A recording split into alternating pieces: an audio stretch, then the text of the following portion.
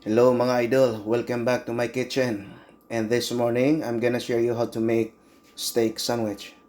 And this is 3 ounces of beef, onions, garlic, mushroom, green pepper, and lemon. There is also a bread there for sandwich, slices, peppercorn, a bit of sugar and oil. So guys, simulan na natin to. Alright guys, ito na yung beef guys.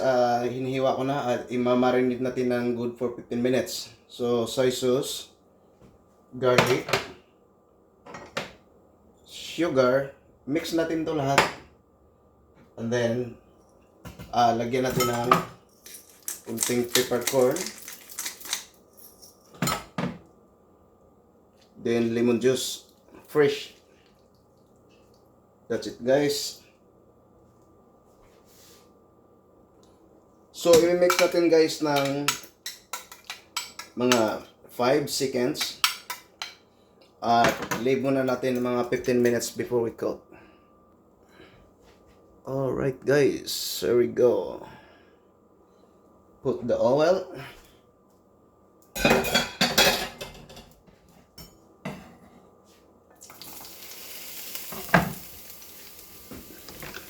Ginger. Sabay na lang natin yung onions para babango siya. So, lagayin natin to guys yung beef. Slow cooking lang siya guys para hindi siya presang maluluto ba yung beef. Pero itong beef na to ay malambot at tenderloin po. Kaya mas masarap ito at mas madaling lulutuin. Ayan guys, malapit na siya matutuyo. So, ilagay na natin yung green pepper.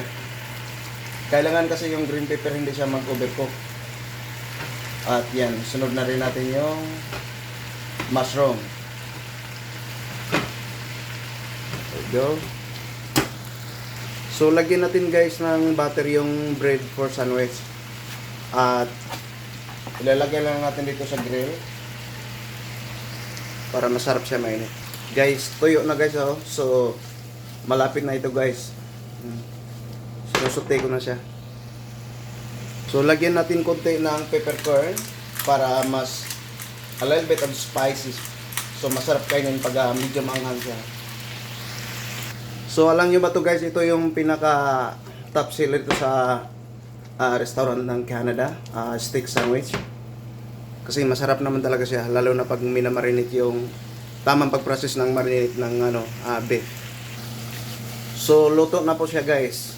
So, napakasarap ito guys, napakasarap. So, ngayon guys, ilalagay natin to sa bread. Ganito lang siya guys.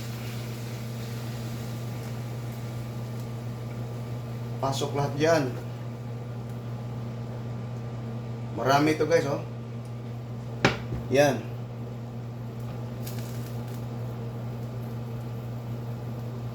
Hanggang mapuno yung top guys, then applyan mo siya ng cheese.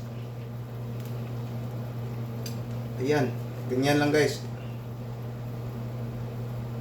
So ngayon, kailangan i-melt mo siya guys, yung cheese.